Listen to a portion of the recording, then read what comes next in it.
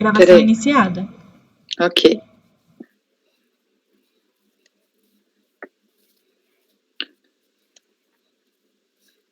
Então, pessoal, boa tarde a todos. Vamos dar início à nossa sessão de julgamento do dia 7 de abril de 2021, da primeira turma da terceira Câmara da segunda sessão do CARF. Presentes os conselheiros João Maurício Vital, Wesley Rocha, Kleber Ferreira Nunes Leite, Fernanda Melo Leal, Paulo César Macedo Pessoa, Letícia Lacerda de Castro, Maurício Dauritin do Vale, Sheila Aires Cartacho Gomes, que votarão nessa sequência que foi falada aqui. Bom, nós temos alguns processos aqui da tarde, temos dois que são que foram solicitados acompanhamento da patrona Lia, que são os itens da pauta 76 e 77, Marcos Ricardo Dalanese e Silva. Eu vou pedir que a Tainá, por gentileza, convoque a patrona. Ok, presidente, farei a convocação. Ok, obrigada. Itens 76 e 77. Por favor, verificar a mensagem privada no chat.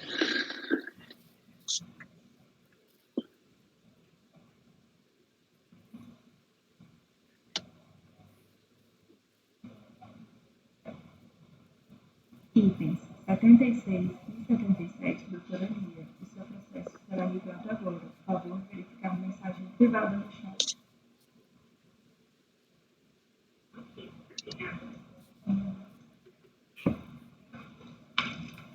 A patrona já foi convocada, presidente. Ok, obrigada.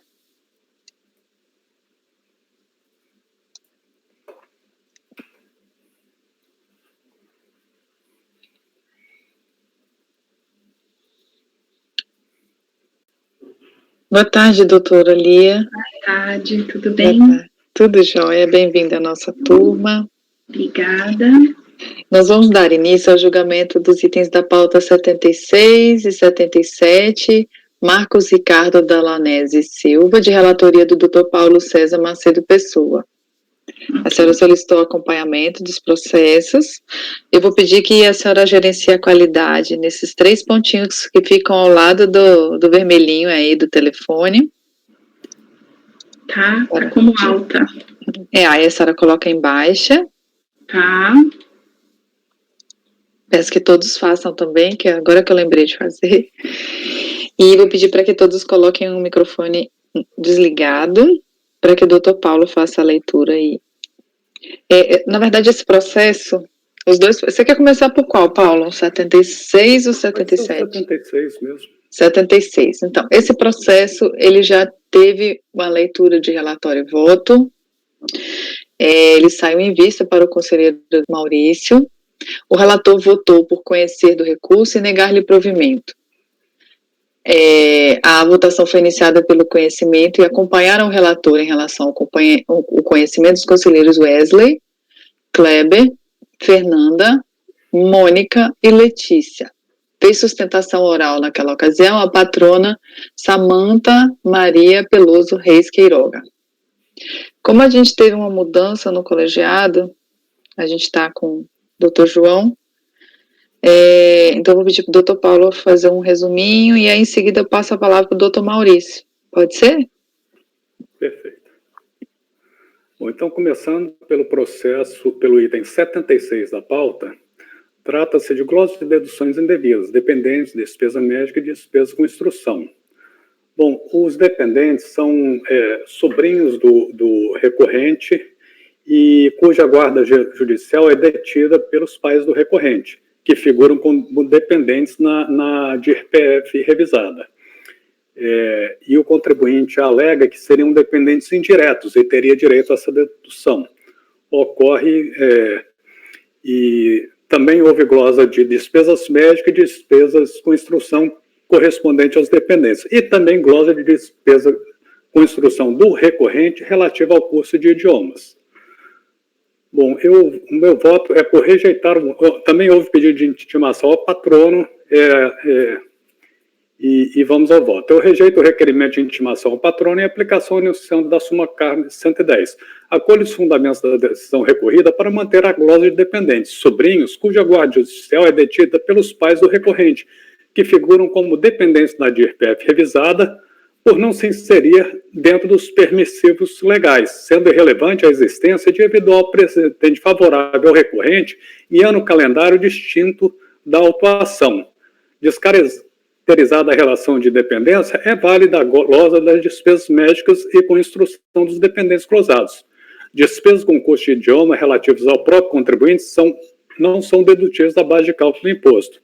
Eu observo ainda que essa declaração não se afigura a declaração conjunta do interessado com os pais, entendeu? Posto que não foram tributados rendimentos dos pais nessa declaração. Então, não seria possível a dedução de cota do dependente dos pais. Esse foi o meu voto e foi pedido vista pelo conselheiro Maurício Dauri após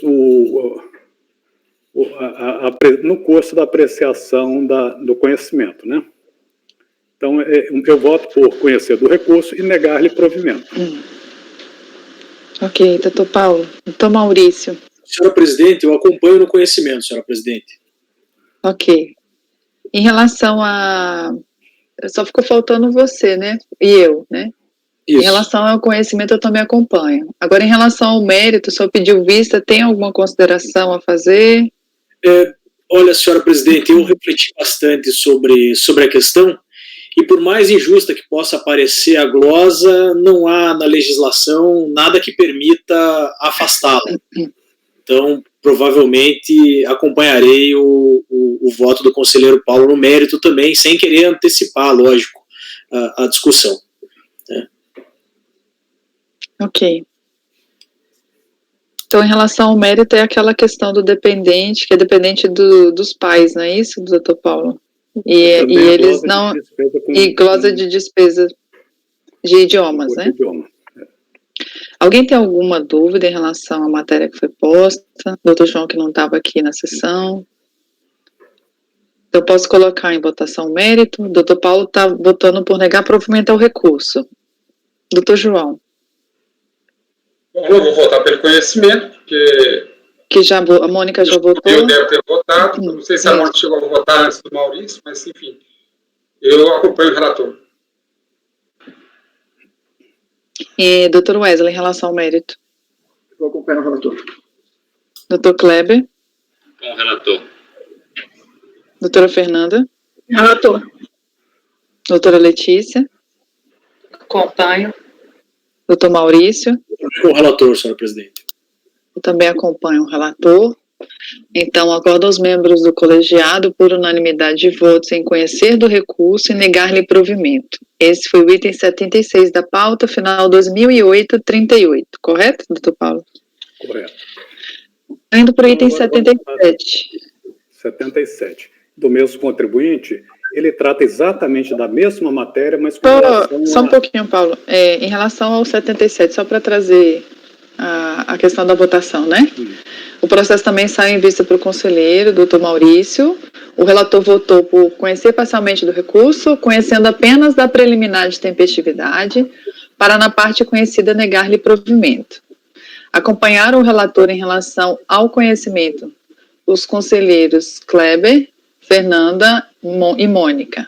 O conselheiro Wesley divergiu do relator para conhecer integralmente do recurso, no que foi acompanhado pela conselheira Letícia. Então, esse foi o resumo do processo. Então, a gente votou o conhecimento, que o doutor Paulo votou por conhecer parcialmente do recurso. Qual era o motivo mesmo do não conhecimento integral?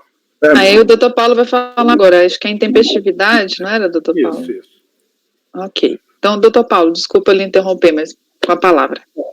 Ok. Então, o processo, ele trata da mesma questão dos processos anteriores, glosa dos mesmos dependentes das respectivas despesas com instrução e despesa médica e glosa de despesa com custo de idioma do contribuinte relativa a outros anos calendários. Esse processo tem um valor maior porque abarca mais anos calendários, mais período de apuração, né?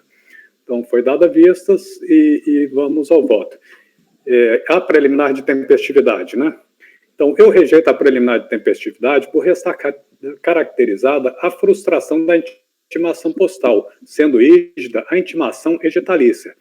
Ressalto o risco de se admitir entendimento diverso do exposto, que poderia contribuir à formação de jurisprudência contrária à literalidade do decreto 70.235 e que poderia ensejar caracterização de decadência em situações análogas quando a intimação frustrada se refira ao próprio lançamento.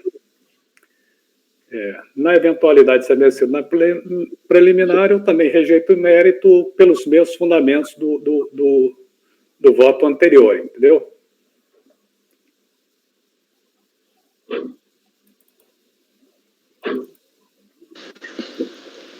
Doutor, posso falar, doutora Sheila? Sim, sim. Depois só para entender,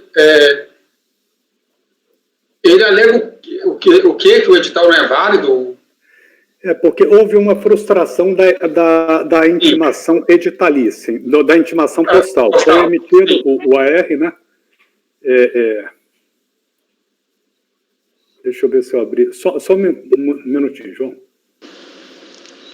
Então, o que o contribuinte alegou com relação? Eu vou ler, então, o voto e não só o resumo. Rejeito o requerimento de que as publicações sejam... Ok, isso já foi falado. Alega o recorrente que residia no endereço para o qual fora dirigido o AR e devolvido pelos Correios uma única vez com a indicação desconhecido, reputando tratar-se de erro grave acerca do teor constante do resultado da intimação, não justificando a intimação editalícia que reputa nula. Lembrando que você não vota sobre isso, viu, João? Com efeito, a preliminar não merece acolhida. Ocorre que, efetivamente, houve a frustração da intimação postal, sendo rígida a intimação editalícia levada a efeito em conformidade com os dispositivos pertinentes do PAF, entendeu? Então, foi... E, assim, vencida essa questão no mérito... Eu acho que ele vota, porque ele vai só... Foi decidido que a gente vai conhecer só dessa preliminar de tempestividade, o conhecimento parcial, né? A depender do que o doutor Maurício for votar e eu, né? Ah, sim, eu achei que já tinha votado essa questão. Aí, no caso, a gente conhece parcialmente dela e nega provimento, no caso, que é a proposta do seu voto, né? Então, em relação ao provimento negar, acho que o doutor João vota, né? Bem-vindo ao seu voto, João.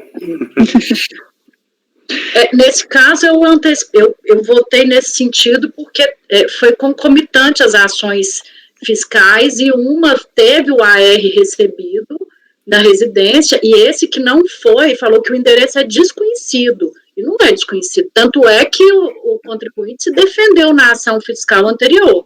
Então, porque eu estava em dúvida por que eu votei assim, mas eu acabei de lembrar, foi por conta dessa situação. Não foi por o contribuinte estar se furtando de ser intimado. Doutor Letícia, parece que o desconhecido não é o endereço, o desconhecido refere-se ao destinatário. Essa anotação não é que o endereço fosse desconhecido, mas aquele destinatário naquele endereço seria desconhecido. Só estou fazendo esse separo, porque quem passa essa informação ao carteiro, normalmente deve ser prédio, né? Apartamento, provavelmente. E quem passa essa informação é o porteiro. Então, o porteiro pode ter dito, não, essa pessoa não mora aqui.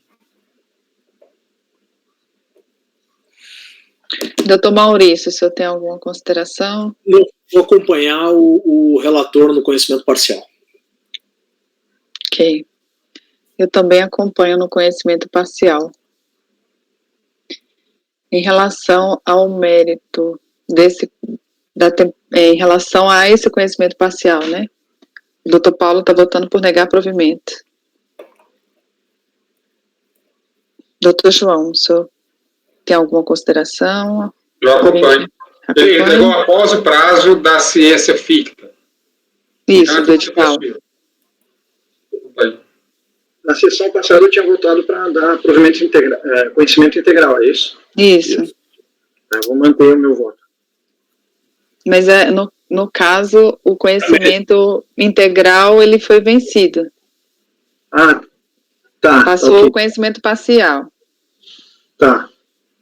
A gente não vai tratar das outras questões do processo. Imagina, se for vencida essa questão, se for vencido, a gente entra no mérito, entendeu? Sim, Eu já sim. fiz a votação. Então nós estamos votando em mérito agora, né? Em relação só a essa matéria, o Paulo está negando provimento.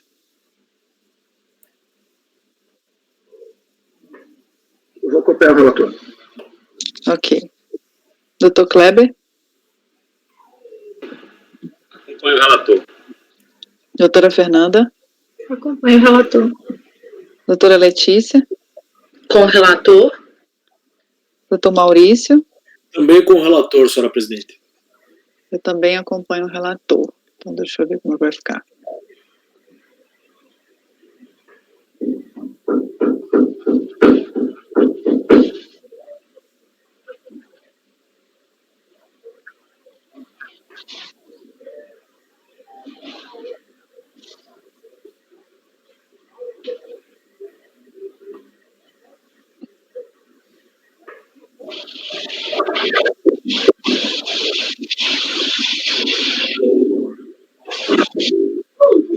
Posso fazer esse dever agora? Porque o professor travou.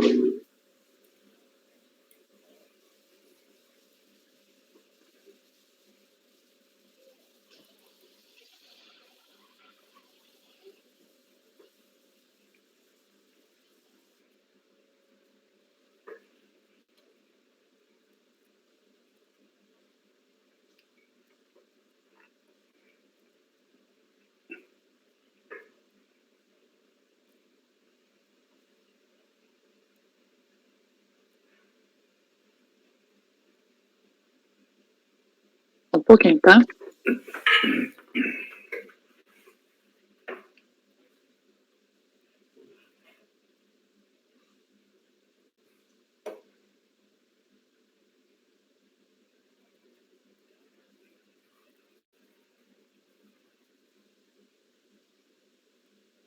Então, item 77. Acorda os membros do colegiado, por maioria de votos, em conhecer parcialmente do recurso, conhecendo apenas a preliminar de tempestividade. Vencidos os conselheiros Wesley Rocha e Letícia Lacerda de Castro, que votaram pelo conhecimento integral do recurso. No mérito, por unanimidade de votos, em negar provimento ao recurso. Acompanhou o julgamento a patrona Lia Barcidreza. OAB, qual, é OAB sua, é qual? Aqui está 256735. Qual é o estado? São Paulo. São Paulo? Isso. OAB São Paulo, 256735, correto? Correto. Estão votados os processos, doutora? Eu fui vencido na questão do conhecimento, né? Não, conhecimento você saiu vencedor. Da preliminar de tempestividade. Sim, só o Wesley e a Letícia que foram. Então tem que designar um voto vencedor, no caso, né? Não, você foi vencido, Paulo. A Letícia e o Wesley. Paulo foi vencedor. Você foi vencedor, quer dizer. Eu estou com dúvida também por que a gente julgou o mérito. Porque o mérito. Opa, diga, doutor João, pode falar. O único mérito devolvido foi a tempestividade. Se eu entendi bem, houve um recurso com várias matérias, de tudo que havia lá, conheceu-se apenas a questão da tempestividade. Nisso o relator foi vencedor. Conhecida essa matéria, ela foi aqui decidida, também com o voto vencedor do relator. Está esclarecido. Isso. No conhecimento não venceu você venceu porque foi o conhecimento parcial que venceu, a tese que venceu. Uhum. Wesley e Letícia votaram pelo conhecimento integral, mas o conhecimento integral não passou. Entendeu? Então não tem necessidade de voto vencedor. E eles questionaram a questão da tempestividade, porque teve uma preliminar tratando disso, não foi, doutor Paulo? Eles questionam especificamente a tempestividade, né? Nesse processo. A tempestividade e também o mérito todo, né? Isso, por isso que a gente só tratou dessa matéria. Não, então a gente coloca assim, por maioria de votos, em negar provimento ao recurso. Por unanimidade de votos, negar provimento ao recurso. Não coloco no mérito. Por unanimidade de votos. Na parte conhecida, porque eu não gosto muito dessa expressão, mas nesse caso é importante. Na parte conhecida, por unanimidade, na parte. Obrigada, João. Fechou agora. Na parte conhecida, por unanimidade de votos, em negar provimento ao recurso. Na parte conhecida, por unanimidade de votos, em negar provimento ao recurso. Ok. Então, doutora, foi esse o resultado. Te agradeço seu acompanhamento. Eu que agradeço. Muito obrigada. Obrigada. Tchau, Boa tchau. tarde. Boa tarde. Então, eu vou para o próximo item da pauta, que tem sustentação oral, não é o próximo, né? É o 85. Item 85, processo Mara Olímpia de Campos, de relatoria do Maurício, não é isso? Está previsto uma sustentação oral. Vou pedir para que convoque o patrono ou a patrona? Deixa eu verificar aqui. O patrono Leandro Cabral, por gentileza, Ok, Tainá. presidente. Farei a convocação. Obrigada.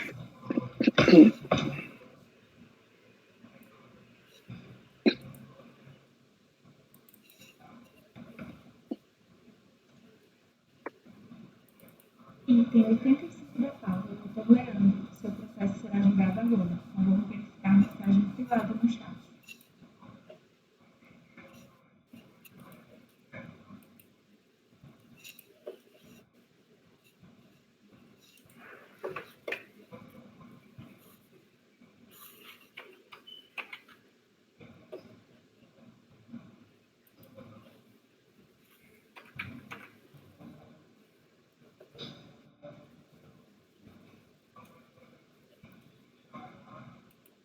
Item 85 da pauta, doutor Leandro. Seu processo será julgado agora. Por favor, verificar a mensagem privada no chat.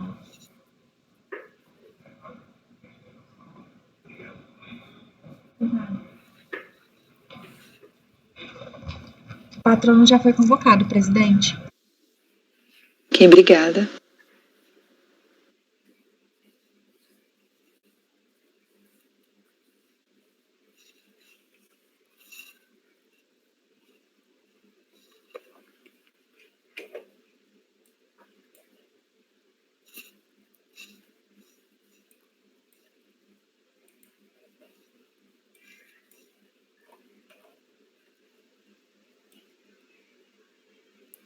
Qual que é o item? 85.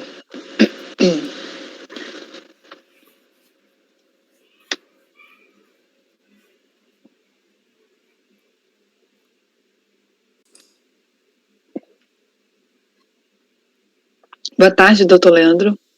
Boa tarde, presidente. Boa tarde. Com saúde, tudo bem? Graças a Deus. Estamos todos aqui, né? Prazer em vê-las e vê-los a todos. Boa tarde. Boa tarde. Então, vamos dar início ao julgamento daquele processo que saiu em vista para o conselheiro Wesley, o item 85 da pauta, Mara Olímpia de Campos.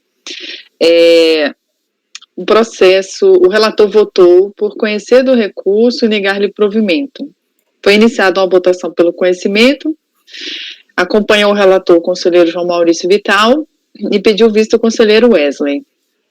Eu vou pedir para que o doutor Maurício faça uma leitura ou um resumo do processo, tendo em vista que o doutor Paulo não estava conosco no colegiado. E ele não havia votado ninguém no lugar dele, então o doutor Paulo vai proferir voto nessa sessão, tá? Aí eu vou pedir, doutor Leandro, que o senhor gerencie a qualidade aí nos 3 pontinhos, colocar embaixo a definição, e pedir para que todos desliguem os microfones. Obrigada. Doutor Maurício. Obrigado, senhora presidente. Doutor Leandro, seja bem-vindo novamente ao colegiado, sempre um prazer recebê-lo aqui. Esse caso trata de um recurso voluntário, folhas 765 a 785, em que a recorrente sustenta em síntese. Não sei se caiu para todos, mas para mim, pelo menos, o doutor Leandro não aparece. Não sei se aparece para você. Aparece, ótimo.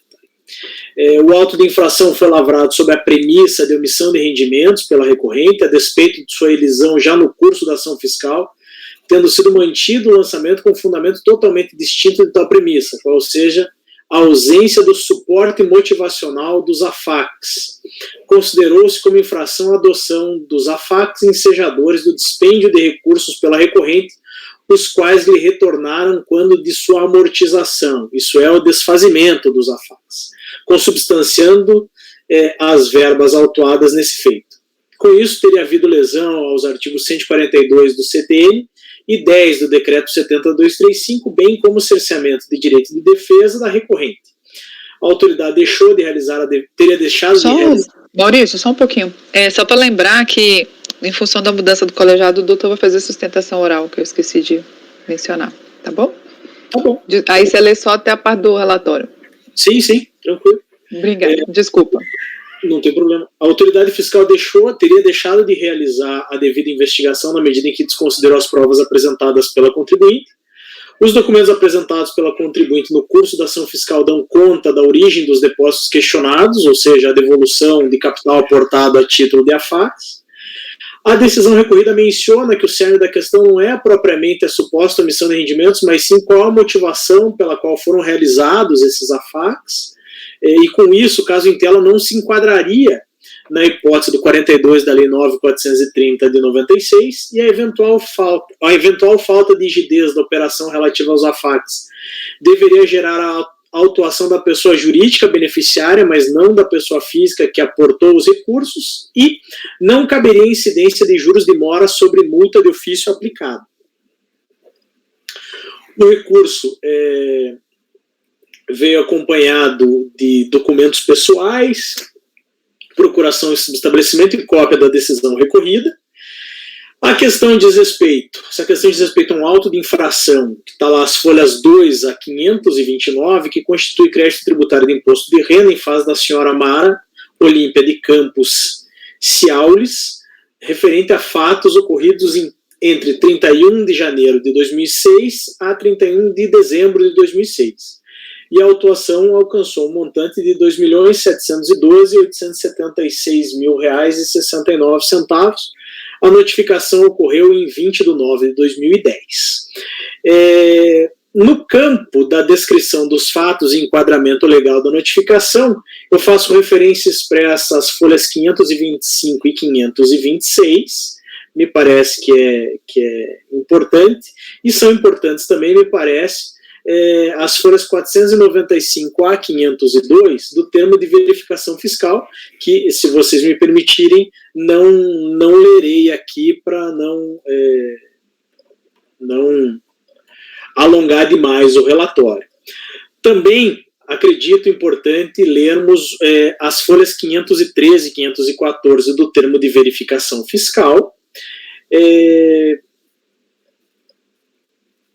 Faço menção ainda a uma série de outros documentos que acompanham o processo, entre as folhas 5 e 494, relativos às declarações de ajuste anual da contribuinte, o termo de início da fiscalização, intimações e respostas da contribuinte, planilhas de créditos questionados pela fiscalização, certidão de óbito, informe de rendimentos financeiros de 2006, extratos bancários do Banco Itaú, do Banco JP Morgan, histórico de movimentações financeiras de Marvix Empreendimentos Imobiliários e Participações Limitada, comprovantes de rendimentos pagos e de retenção de imposto de renda na fonte, histórico de valores reembolsados a contribuinte, informações de conta corrente de investimentos, solicitações de TEDs, instrumentos particulares de alteração de contrato da sociedade em conta de participação, escritura pública de compra e venda, contrato social de Marvix Empreendimentos Imobiliários e Participações Limitada, alterações contratuais, laudo de avaliação de bens, histórico de quitação dos AFACs realizados, contrato social da AJ Empreendimentos e Participações Limitada, folhas de livro-razão analíticos nos quais mencionam-se os AFACs realizados, escritura de nomeação do inventariante do espólio de Vitor Ciaulis, e documentos referentes à declaração de ajuste anual do imposto de renda da pessoa jurídica. A delegacia regional, a delegacia da Receita Federal de Julgamento lá de Belo Horizonte, por meio do acórdão 02-54878 de 31 de março de 2014, que está acostado aos autos das folhas 752 a 759, negou o provimento à impugnação, mantendo integralmente a exigência fiscal conforme o entendimento resumido na ementa abaixo. E a parte mais relevante da ementa menciona depósito bancário, amortização de adiantamento para futuro aumento de capital, apresentação de escritura, prova insuficiente. A escrituração mantida com observância das disposições legais faz prova dos fatos nela registrados desde que os registros possuam lastro em documentos hábeis e idôneos. O mero registro contábil sem documentos hábeis que o lastreiem não constitui meio de prova, impugnação improcedente, crédito tributário mantido. Esses, senhores, é o relatório do essencial, senhora presidente.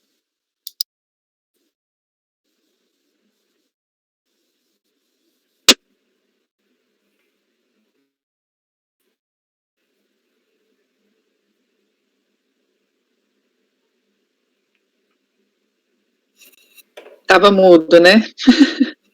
Obrigada, doutor Maurício. Com a palavra do doutor Leandro, o senhor tem 15 minutos. Minha conexão caiu aqui, eu voltei pelo celular. Muito obrigado, presidente. Muito obrigado, doutor Maurício.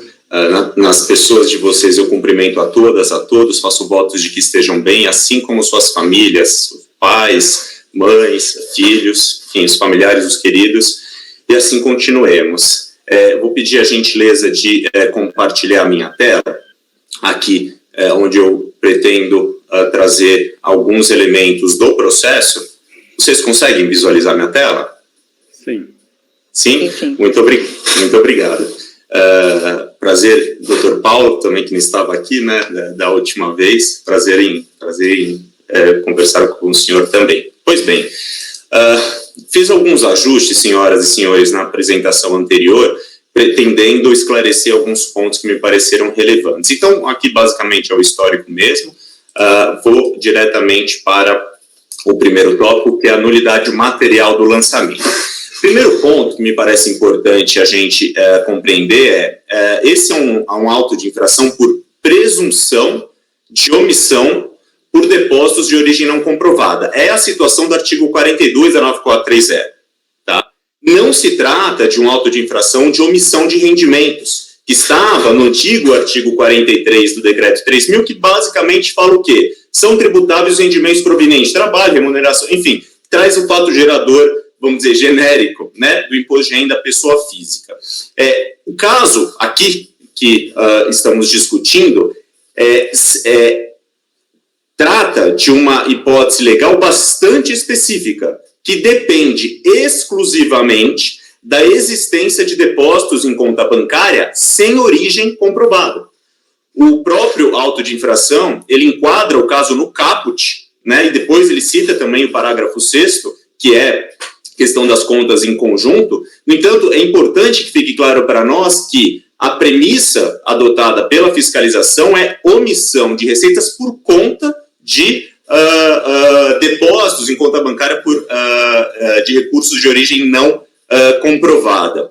Como colocado pelo Dr. Maurício, relator, aqui houve, esse auto de infração, ele se originou na pessoa do senhor Vitor, que era o patriarca, e aqui nós estamos falando especificamente dos 50% da esposa. Um mês, praticamente, após o início da fiscalização, o senhor Vitor morreu.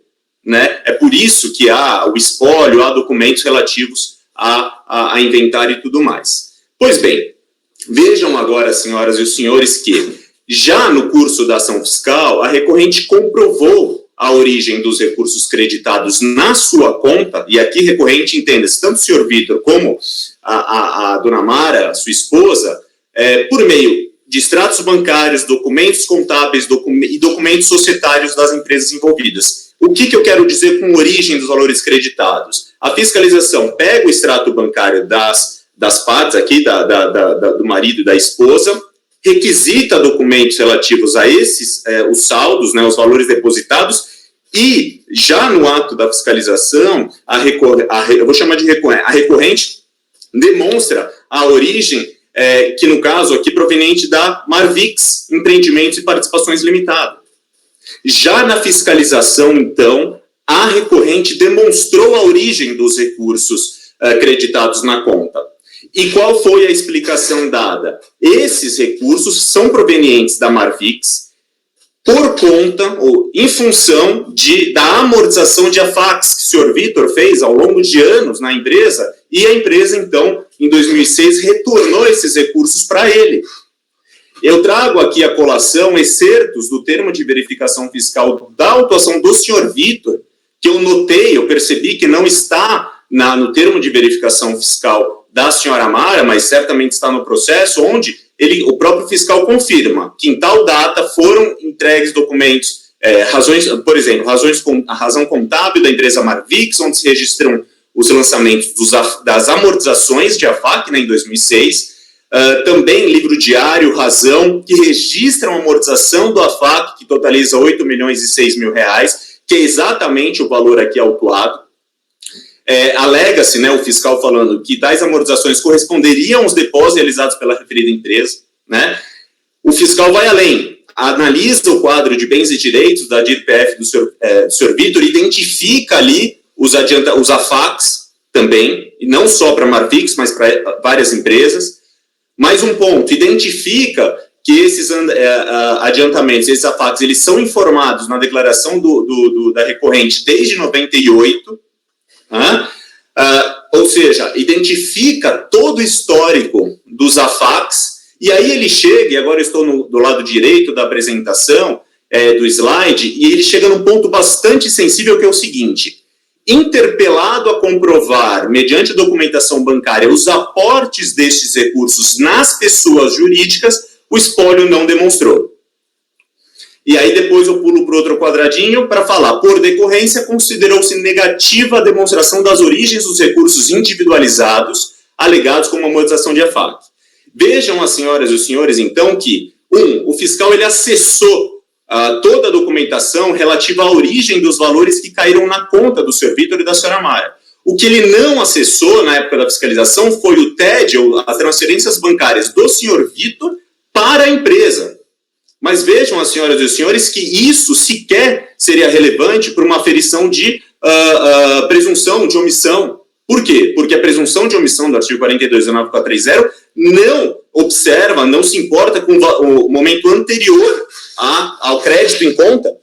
E não sou eu que digo, é o legislador que disse, créditos em conta de origem não comprovada. Então vejam que a autuação decorre única e exclusivamente da alegada falta de comprovação dessa transferência do senhor Vitor para a empresa. É dizer, olha, ok, eu vejo, fiscal, eu vejo aqui que a origem desses recursos é da empresa, mas não está provado que o senhor e a dona Mara mandaram esses recursos para a empresa. Tá? Então, esse é algo que eu acho importante a gente ter claro. Aqui, então, a gente alega, inicialmente, a nulidade do auto de infração por ausência de motivação e fundamentação adequada. Por quê? Porque se enquadrou o caso no artigo 42 de 9430, que é específico para crédito em conta bancária de origem não comprovada, mas o próprio fiscal atesta, né, a documentação recebida, ou seja, atesta a origem, sim, a comprovação dessa origem. Então, vejam, o escopo da fiscalização, senhoras e senhores, era identificar a origem dos rendimentos do que se considerava serem rendimentos da recorrente. Já o auto de infração é omissão de rendimentos caracterizado por depósitos de origem não comprovada. Vejam, depósitos na conta bancária da pessoa física, não depósito na conta bancária da pessoa jurídica. É por isso que no recurso voluntário nós defendemos, inclusive, que para que houvesse coerência no auto de infração, ele deveria ter sido lavrado contra a pessoa jurídica e não contra a pessoa física. E aí vem, senhoras e senhores, a DRJ e fala, olha, na verdade, não é bem a origem dos recursos aqui que está em discussão, mas o porquê do AFAC realizado pela pessoa física. Vejam, aí fica claro a divergência, a incompatibilidade de motivação, ou seja, o auto, na verdade, ele foi cancelado naquilo que seria, de fato, o seu fundamento, na própria DRJ, na medida em que reconhece a origem dos recursos. Mas a DRJ vai além e mantém o auto por discordar da operação de AFAC. Então, a motivação do auto foi afastada na impugnação e na DRJ, mas o auto foi mantido por discordância do AFAC. o CARF já reconhece de longa data a deficiência, que é deficiência na motivação, enseja a nulidade do ato administrativo. Vejam aqui, é onde a DRJ fala o que eu acabei de dizer. O cerne da questão não é a conta onde foram registrados os AFACs, nem tão somente a comprovação das transferências bancárias. Vejam, senhoras e senhores, como o próprio DRJ deixa claro que ele diverge da fiscalização, porque a fiscalização falou, não estão comprovadas transferências bancárias da pessoa física para a jurídica. Vem aqui a DRJ e fala, olha, não é esse bem o problema, mas sim o suporte motivacional dos AFACs. Né? É como se o processo não tivesse fim. De fato, nessa liturgia, o processo nunca acabaria. Então, se tem que, comprovada a transferência dos recursos a título de AFAC, é descabida, desde a fiscalização, a autuação, daí o argumento de improcedência do auto. Aqui também trazemos o argumento do princípio da verdade material, segurança jurídica, mas, enfim, que só reforça o ponto. Bom, agora vamos para o mérito. Aqui também foi um slide que eu incluí, senhoras e senhores, que me pareceu importante, demonstrar que essa empresa, a Marvix, ela é detida exclusivamente pela família. Ela é uma empresa familiar. O que eu trago aqui? 100% do quadro societário é composto por filhos, que estão aqui em verdinho, né? 3 filhos, e os pais, senhor Vitor e senhora Amara, que estão aqui em laranjinha, também compondo o quadro societário.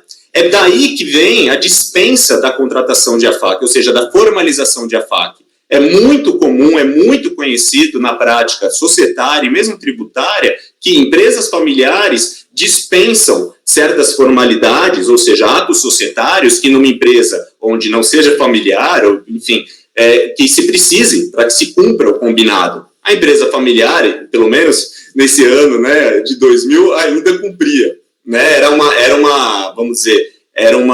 um padrão, né? Um costume, vamos dizer. Então isso é muito importante para nós entendermos por que o AFAC não foi formalizado em alteração de contrato social, não tem ata societária dizendo a respeito do AFAC. Pois bem, aqui eu trago então, como trouxe da outra vez, evidências, excertos das provas juntadas aos autos, tanto contábeis como de extratos bancários, relativo ao recebimento dos valores pelo senhor Vitor na sua conta bancária. Foi exatamente isso que foi autuado, tá? Esses depósitos em conta bancária. Então, a amortização da AFAC, como eu já disse, como a própria fiscalização reconheceu, foi comprovada já na fiscalização. E agora nós entramos, isso está nos autos desde a impugnação, senhoras e senhores, a realização dos AFACs. Aquilo que a fiscalização disse, olha, não está provado, foi provado logo na impugnação, ou seja, os AFACs realizados no período de 2001 e de 2005, cada uma das transferências, seja documentação contábil, seja os próprios extratos bancários, senhoras e senhores, batendo no centavo os valores transferidos e que depois foram devolvidos à pessoa física. Então, o único documento, a única prova que a fiscalização reputou inexistente, ela foi apresentada já na impugnação, mas até hoje, senhoras e senhores, não foi analisada. É por isso que na sessão passada nós, inclusive, ponderamos a conversão em diligência para que haja análise, não necessariamente pelo julgador, ou não somente pelo julgador, mas pelo acusador, né, por aquele que falou não tem prova nos autos. Então, ele tendo prova nos autos desde a impugnação, há mais de 10 anos, há quase 20 anos, há que se analisar.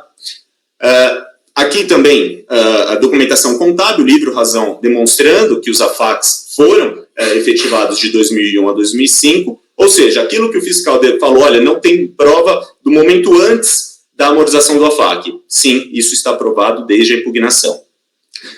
Como disse, a própria DRJ reconheceu toda a comprovação feita pela recorrente por meio dos documentos contábeis e extratos bancários, e ele fala em valores e datas coincidentes com os registros das amortizações feitas no livro razão. Ou seja, tudo, senhoras e senhores, estava ao alcance da recorrente, ela fez para provar. Não haveria, francamente, não haveria nada mais para provar aqui sobre esse fluxo todo, da origem dos recursos, né, dos AFACs e da sua amortização. A jurisprudência do CARF, inclusive desta turma, reconhece que a presunção de omissão prevista no artigo 42 é elidida pela comprovação da origem, Ou seja, não há que se elucubrar sobre o motivo anterior ao crédito em conta, sob pena de se descambar para uma outra hipótese legal, que aí, como eu é o dispositivo que eu coloquei logo no início, que inclusive seria um outro fundamento legal, ou seja, um outro auto de infração. A documentação juntada ela é suficiente para demonstrar a origem dos recursos. E aqui eu finalizo, prezadas conselheiras, senhores conselheiros, num ponto que, inclusive, o senhor João Maurício colocou, no seguinte sentido: a destinação do AFAC, ela é importante, para que a gente possa aferir o que vai acontecer com a AFAC, nós temos que observar a sua classificação contábil, de acordo com a resolução 1159 de 2009, que fala o seguinte: possibilidade ou não de devolução do AFAC para o sócio. Não sendo possível a devolução do AFAC, ele deve ser registrado no PL, após a conta de capital social. Já, se for possível, o AFAC deve ser registrado na conta do passivo circulante. E o caso concreto foi registrado no ativo circulante. Então, não houve crédito em conta de capital, conta de PL, que tornasse, então, essa devolução não só estranha, mas violadora das regras contábeis. De fato, foi cumprido também o regramento contábil. Então, nós terminamos, senhoras e senhores, dizendo que, a própria DRJ reconheceu a origem dos valores autuados, o que afasta a aplicação do artigo 42. 2, é inconteste que não se trata de receita ou rendimentos valores autuados. Também um ponto que o senhor João trouxe na vez da sessão passada, e eu pondero, ainda que mútuo fosse, a devolução do principal não seria renda ou rendimento sujeito ao imposto de renda da pessoa física. De nenhuma forma, senhoras e senhores, e é isso que está em julgamento, de nenhuma forma estamos diante de um montante a título de renda ou rendimento da recorrente. E eventual dúvida sobre os valores de AFAC demandaria a conversão em renda, conversão em diligência. São essas as colocações. Eu agradeço e peço, então, o provimento, senhoras e senhores, do recurso voluntário para que seja cancelada a autuação ou, de forma subsidiária, convertida em diligência, dado que de renda ou receita não se trata aí a base de cálculo autuada. Muito obrigado pela atenção, fico à disposição. Obrigada, doutor. Passar a palavra para o doutor Maurício, em seguida o doutor Wesley.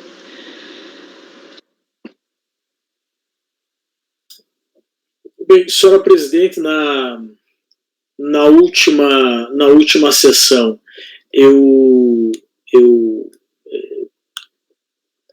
mencionei, me baseando no acórdão da DRJ, sobretudo as folhas 757 e 758, por conhecer o recurso e negar-lhe provimento. A gente até teve uma discussãozinha inicial para lembrar bem certinho a sessão, que a gente discutiu sobre a tempestividade, eventual tempestividade, mas isso foi afastado, a gente reconheceu a tempestividade, tá certinho. Mas, enfim, no que se refere a esses AFACs, eu, me baseando na decisão da DRJ, adotei as razões de decidir da DRJ e sugeri negar provimento ao recurso. E no que se refere aos juros de mora sobre a multa de ofício, citei a súmula CARF número 108. Então, a minha conclusão foi, por conhecer do recurso e, no mérito, negar-lhe provimento. Parabenizo o doutor Leandro pela sustentação oral muito bem feita. Os advogados, bons advogados, ajudam na tarefa árdua de analisar todos esses documentos. Entretanto, senhora presidente, gostaria, se possível, de passarmos para os debates, porque ainda não estou convencido de que deveria mudar o voto. Então, a princípio, eu mantenho o voto como da última sessão.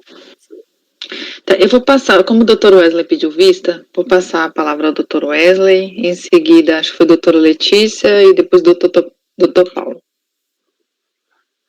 Pois bem, cumprimento aqui o doutor Leandro pela explanação, os demais colegas, ao relator que trouxe aí o voto, e mantendo, portanto, a consideração da DRJ sobre a questão de omissão de rendimentos, em que pese a fiscalização ter feito toda uma triagem, bem, digamos assim, minuciosa, né, dos fatos conforme a documentação apresentada pelo recorrente.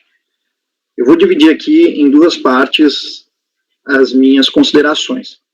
Primeiro, entendo que causa um pouco de confusão a questão da, não sei se integral, mas talvez até parcial, no enquadramento legal. Eu acredito que assiste razão aqui um pouco a recorrente, no sentido de que a própria fiscalização identificou, né, determinadas operações com datas e valores e disse, olha, aqui há uma possibilidade de trazer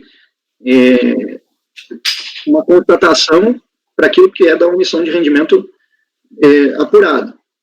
Mas não vou aceitar esse tipo de operação, porque não vejo aqui até, dentro do dispositivo citado 42, a previsão legal para poder afastar esse tipo de operação, enfim, ou que possa ser realizado.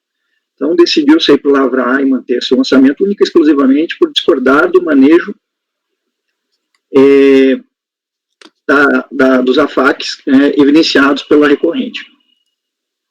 E aí, o acordo recorrido denominou essa operação de suporte raizacional, se eu não estiver errado, dos AFACs, que seria ali o adiantamento para o futuro, o aumento de capital, né, como bem dito aí nas explanações, são recursos recebidos pela sociedade de seus acionistas ou cotistas para serem utilizados com a finalidade de aumentar o capital social, imediata ou indiretamente.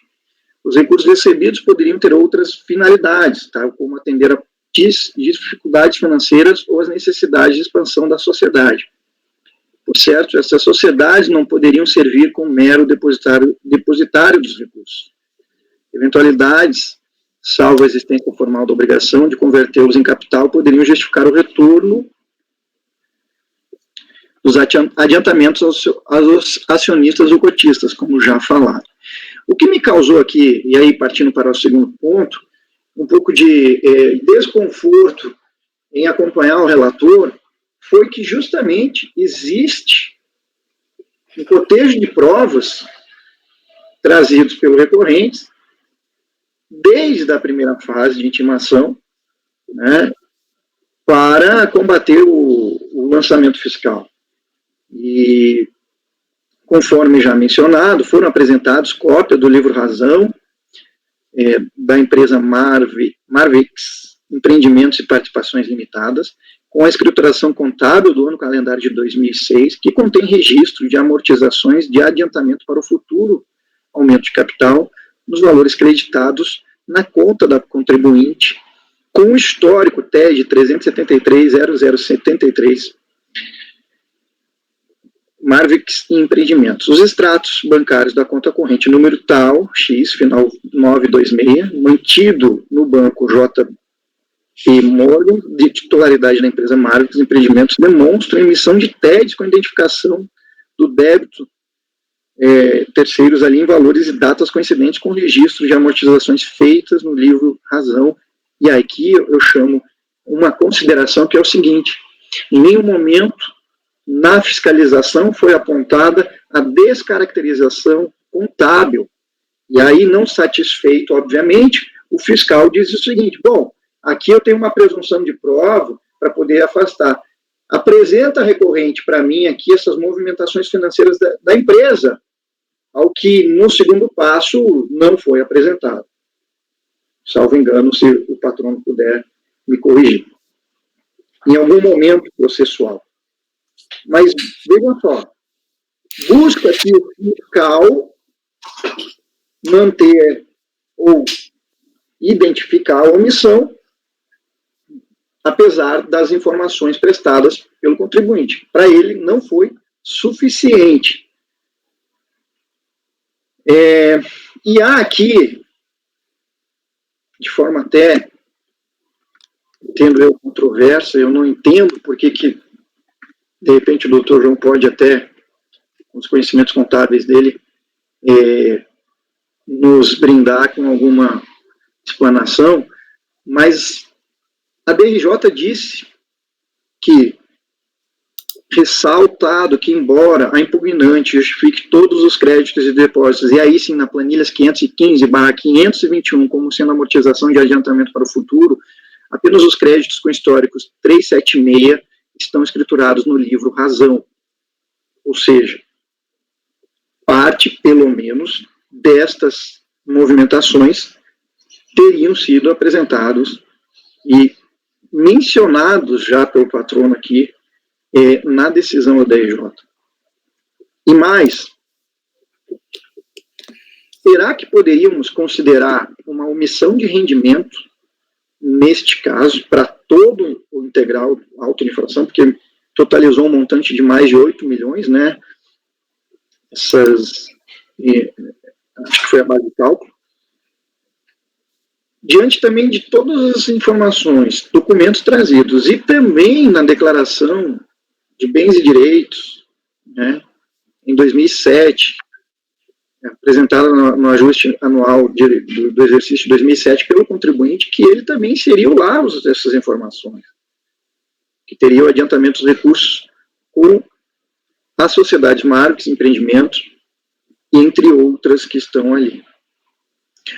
Então, assim, penso que num caso atípico aqui, nessa situação,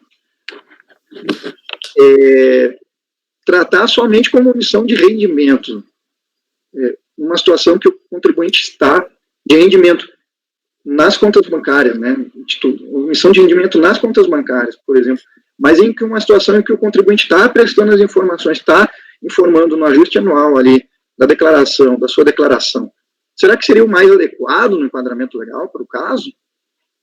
Será que nós poderíamos considerar isso como omissão de rendimento de origem não comprovada? Haja vista que parte desses valores também foram mencionados tanto na fiscalização quanto pela DRJ, que teria ali coincidência de datas e valores, e aí fala que o contribuinte, inclusive, de centavos.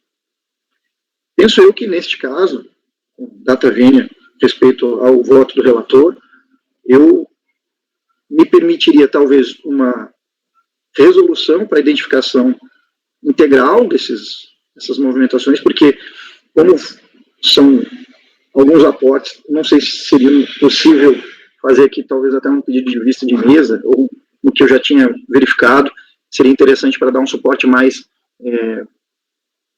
embasado para o voto, ou se é o caso mesmo de votar por dar provimento, até por entender que o enquadramento legal poderia ter tido também a omissão do rendimento por origem não comprovada, mas por outro motivo de acréscimo patrimonial, por exemplo, alguma questão nesse sentido. Então, eu vou, num primeiro momento, eu encaminharia para ou dar provimento ao recurso ou fazer uma diligência. Esse é o meu posicionamento e voto, presidente. Obrigada, doutor Wesley. Vou passar para a doutora Letícia, em seguida doutor Paulo. Quem mais se inscrever aqui? Bem rapidamente, presidente, porque eu não consegui baixar o processo ainda, não sei porquê, mas me parece uma prova muito forte a declaração de imposto de renda pessoa física do contribuinte, tratando-se o fundamento legal desse lançamento no artigo 42. Foi muito bem demarcado a lide administrativa pelo artigo 42. Eu entendo que se a tempo e modo houve a declaração, nas declarações, né, eu entendo uma prova muito, muito assim, que deve ser ponderada no conjunto da origem dos depósitos, principalmente por esses cotejos. Então, em princípio, eu adiro ao que o doutor Wesley sugeriu de ser feita a diligência. É só isso, porque como eu não estou conseguindo acessar, eu gostaria que se alguém me esclarecesse que de fato houve essas declarações da pessoa física dele indicando esses AFACs. Obrigada, doutora. Alguém pode esclarecer, doutor Wesley? Você verificou o doutor Maurício? Está sem microfone, Wesley. Eu posso passar para o patrono esclarecer. Sim, tem no processo a identificação, está na própria autuação, está identificado isso também. Então, do ano calendário 2006, do exercício 2007 foi declarado. Por isso que eu acredito que há essa, talvez, relativa incongruência de se lançar integralmente como omissão de rendimentos não comprovados. Então, assim, eu vejo que há suporte para que possamos, no mínimo, se não entender que, ok, a omissão de rendimento persiste, enfim, no mínimo fazer uma diligência para cotejar aquilo que foi apresentado como prova dentro do livro razão, que não foi desconsiderado pela fiscalização, a contabilidade, e aí eu estou levando com essa premissa de que a contabilidade estaria ok, tá? E também o patrono aqui até citou uma questão de uma empresa familiar, que também podemos considerar. Não foi essa a pergunta, acho, da doutora Letícia. Não, eu só estou perguntando aqui. Se tem falou a declaração de imposto de renda da pessoa física para a pessoa jurídica. Da pessoa jurídica eu encontro no começo. Estou revendo o processo aqui, ver esse encontro da pessoa física. Não lembro de ter visto da pessoa física. Posso ter falhado, claro. Não tem. Está na folha 34 seguintes, doutor Maurício. Tem, né? Não tem, não é isso? Doutor João, você está mudo. Doutor João, ficou mudo aí. Não tem, respondendo, doutora Letícia, não tem as informações sobre os AFACs e a transferência dos recursos à pessoa jurídica na declaração de imposto de renda dela, do exercício 2003 ano calendário 2002. E também, doutor Wesley, os montantes estão muito distantes de seus 8 bilhões que o senhor falou. Está aqui, dentro do calendário de 2006, e tem... Deixa eu só pegar aqui Peraí, deixa eu ver se estou olhando o processo. Não é... Como é que é o nome do contribuinte? Não tem, nem deveria ter nada na declaração dela, entendeu? Porque esses aportes foram feitos pelo cônjuge, entendeu? Então, na declaração dela não vai ter nada. Tem no ajuste anual do cônjuge. Isso tem. Não sei. Obrigada, se Paulo. No processo. Eu vou tentar localizar. Doutor Paulo, qual que é o nome do cônjuge? Só para ficar fácil procurar aqui. Primeiro nome ou segundo nome? Deixa eu procurar aqui. Só pode falar, doutor? Senhor Vitor, presidente. Ok, obrigada. Senhor Vitor. Imagina. Se eu puder contribuir também, no próprio auto de infração do senhor Vitor, trouxe nos memoriais, tem afirmação do fiscal reconhecendo na declaração dele de 2006 as amortizações. Obrigado, presidente. Obrigada, doutor. Por isso que eu falei que está no relatório fiscal, consta isso. Se eu não estiver errado, é no relatório fiscal. Vou passar a palavra para o doutor Paulo. Paulo. Bom, eu tenho uma questão relevante. Se eu estivesse julgando esse processo em DRJ, provavelmente o meu voto seria pela nulidade do processo, não pelos argumentos que estão sendo postos aqui, entendeu? O que ocorre, nós temos 2 súmulas vinculantes que vinculam a administração tributária, e eu sempre fui do entendimento que essas súmulas se aplicam independente de arguição da parte. Uma delas é que o lançamento de omissão de rendimento caracterizados por crédito bancário de origem não comprovante, exige a intimação de ambos os titulares. A outra súmula diz que é inválida a intimação do espólio para comprovar a origem de créditos bancários relativos aos fatos geradores ocorridos antes do falecimento. Então, aqui eu entendo que existe uma impossibilidade material da constituição da presunção de omissão de crédito bancário de origem não comprovada em se tratando de um dos titulares falecidos, entendeu? Porque é totalmente impossível vir essas justificativas, e a intimação do espólio é inválida, entendeu? Segundo uma súmula vinculante. Aí a questão é saber, a gente aplica essa súmula vinculante, apesar de não ter uma arguição da parte, ele faz uma arguição aqui de que seria inválida a presunção legal. O meu entendimento é que é inválido, não pelas alegações que ele traz, entendeu? Porque, assim, para descaracterizar uma omissão de rendimento, caracterizados por crédito bancário de origem não comprovada, é fundamental que esteja provada extrema de dúvidas a natureza da operação que deu causa a essa movimentação bancária, não apenas a origem. Então, não tendo uma prova suficiente, eu tenderia a manter, mas eu acho relevante essa questão da impossibilidade material da formação da presunção de omissão de rendimentos. Acho que deve ser considerado isso no julgamento, entendeu? Se pudermos aplicar de ofício, Paulo, ok, resolve essa questão, né? Mas aí a gente tem que ver se podemos aplicar de ofício.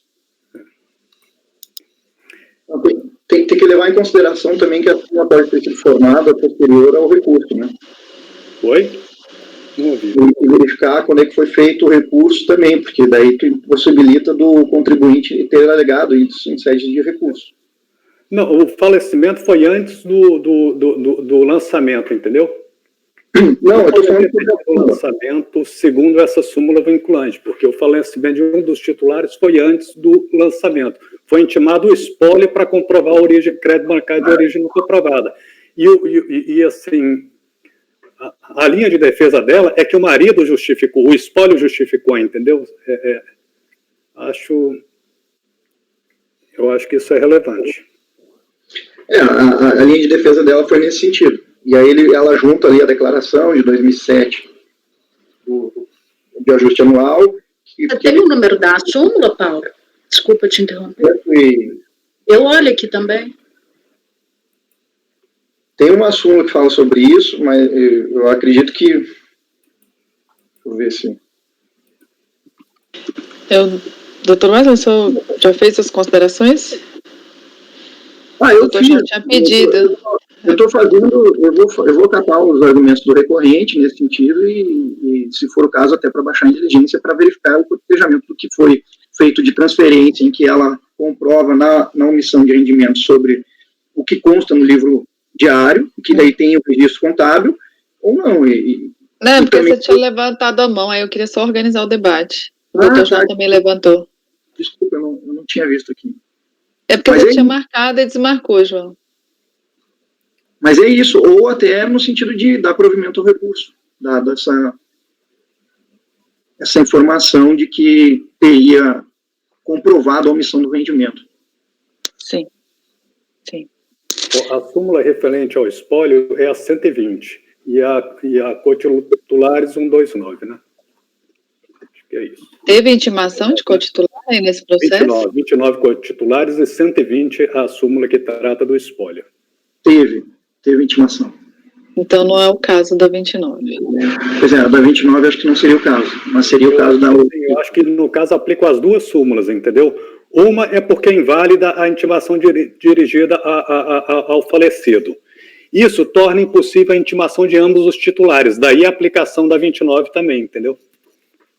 Porque se existe a intimação de ambos os titulares, não é possível fazê-lo, entendeu? Havendo um deles falecido. Porque essa explicação, essa justificativa é personalíssima, entendeu? Não dá para o espólio explicar pelo de cujus. Poderia até conseguir fazê-lo, mas não o conseguindo, não é lícita, não é válida a presunção legal, entendeu? Vamos supor que o espólio tivesse vindo aos autos e justificasse, não teria lançamento algum, estaria tudo resolvido, entendeu? A questão é, essas súmulas... rendimento de outra natureza e tivesse lançado no rendimento de outra natureza, seria válido, entendeu? Mas lançar a presunção legal, acho que não. Essas súmulas, elas foram publicadas após o recurso do recorrente? Essa súmula 120, ela foi publicada em 1/4, assim, a natureza vinculante dela é de 1/4 de 2019, pela portaria do Ministério da Fazenda. Não sei se teve outra antes que pudesse ter dado algum outro efeito, né?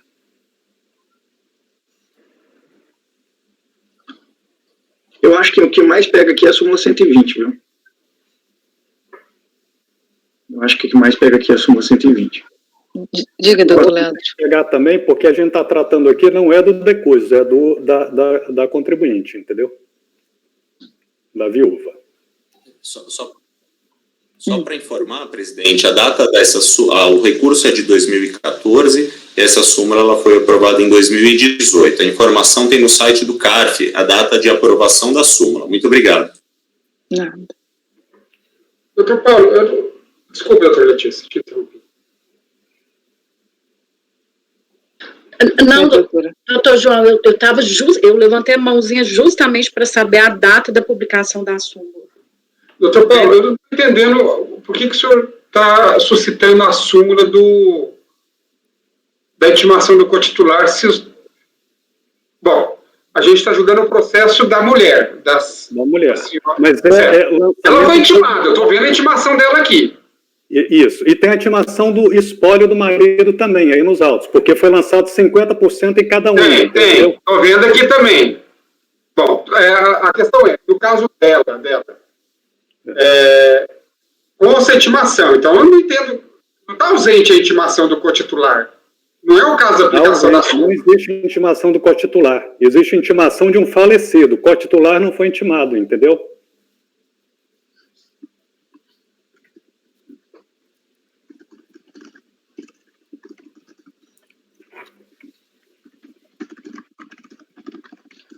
O cotitular não teria como ser intimado, Paulo. Não. Você estava falecido. Eu acho que, diante desses fatos apresentados pelo Paulo, não seria interessante uma vista coletiva nesse processo? Eu acho que seria o caso, entendeu? Porque é algo completamente... Para a gente se debruçar em relação a essa questão das súmulas. Uhum. Eu acho que é um fato novo trazido no julgamento atual e que vale a pena a gente... refletir mais, acho que é o caso. Uma boa sugestão. Vamos marcar, doutora Sheila, com o doutor Leandro, para a gente revisitar o processo, então, ainda nesta reunião. Você quer vista de mesa? Eu pensei numa vista coletiva para voltar na próxima sessão. Que eles saiam em vista individual. Pode sair em coletiva. Ou a gente faz uma vista de mesa e tenta decidir até sexta-feira. Se o doutor Leandro puder comparecer. Aí depende da gente, né, da nossa disponibilidade de tempo para analisar essa questão. Eu sou mais favorável à vista coletiva nesse caso, viu? Eu também, presidente, porque acho que facilita para todo mundo e também para o patrono que se preparar para a próxima... Porque é um fato novo trazido aqui, né?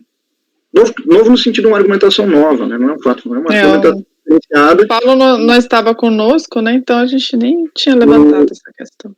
E a linha de defesa estava num sentido, eu estava avaliando a linha de defesa e eu não me atentei a... Porque tem uma coisa que a gente também tem que levar em consideração, que nós estamos falando do processo dela, né? Não do espólio. Então, com relação com a súmula, como a gente vai implementar isso aqui. Então, fazemos em vista coletiva? Tem a possibilidade de ser um novo colegiado, né? E vai ter novo colegiado novamente, porque o Kleber não vai estar conosco. Vai dizer que mas... doutora Sheila, talvez a gente não precise de vista coletiva, não. Eu estou fazendo uma rápida pesquisa aqui na jurisprudência da Câmara Superior e o doutor Paulo está certo.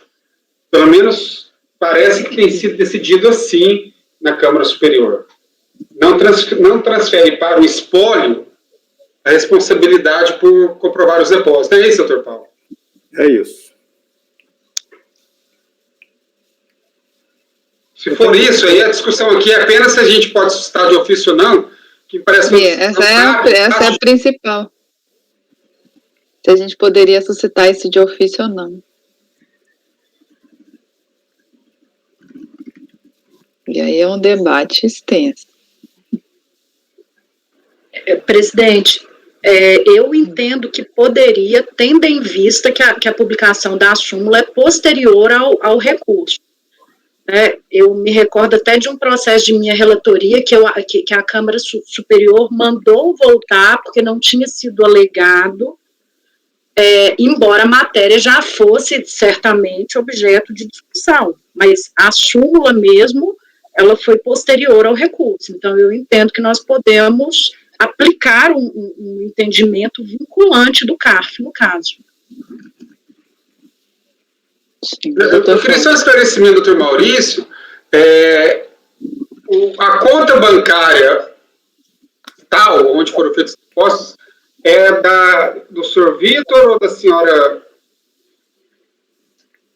Deixa eu verificar aqui, João. Quem é quem? O senhor sabe, doutor Leandro? De quem é a conta?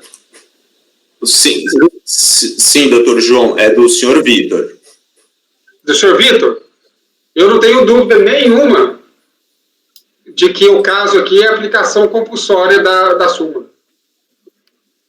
Na minha opinião. O senhor Vitor, quando o lançamento, não existia mais. Existia só o espólio. Então tem um vício no lançamento. Eu concordo com o Paulo, se fosse o lançamento direto, aí não tem dúvida, porque os herdeiros, o espólio se responsabilizaria. Mas no caso da presunção não é possível. A jurisprudência do CARF não admite a presunção do 42 para o espólio. Eu acho que tem que aplicar a súmula, assim, independente de ter sido suscitada. 29 ou 120? A conjugação de ambas, entendeu? Porque se não podia intimar o titular da conta, também por recorrência não poderia intimar o titular. Então a sugestão é reconhecer a nulidade com a aplicação da 29 e da 120. Dar provimento ao recurso. E dar provimento ao... É isso? Para aplicar o disposto da súmula 120. Dá provimento.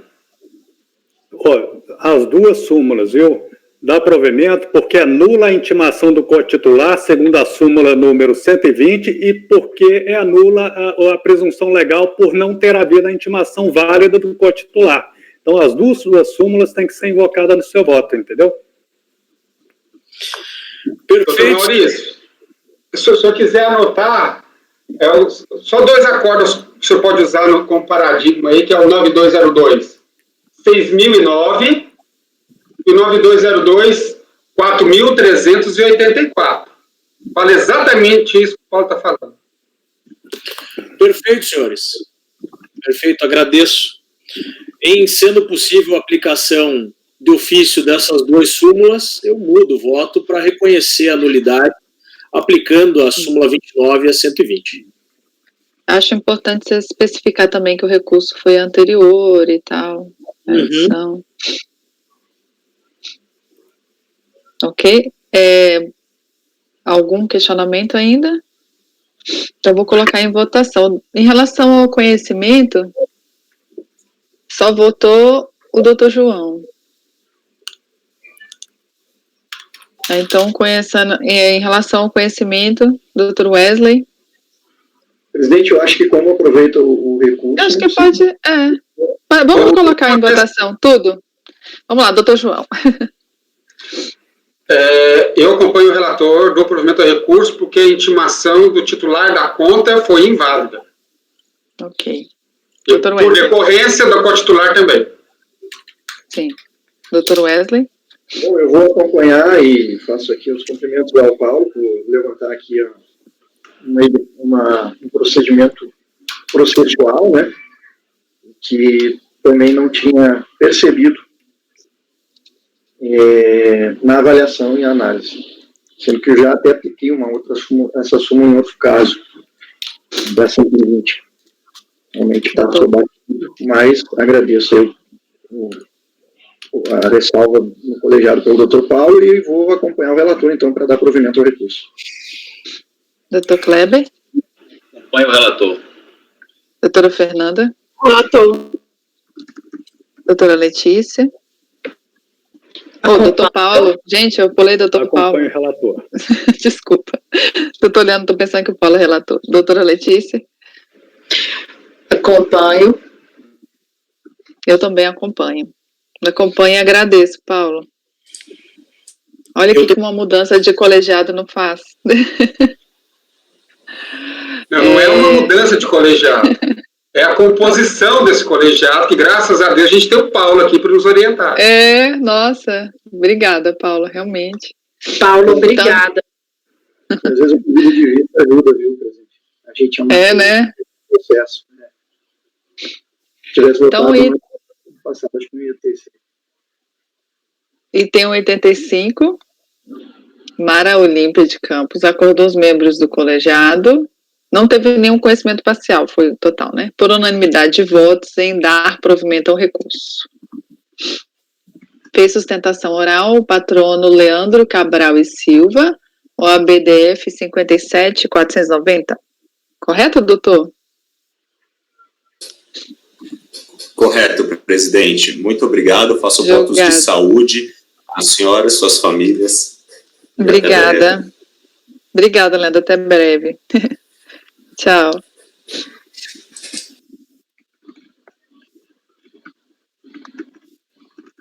Então vamos, né?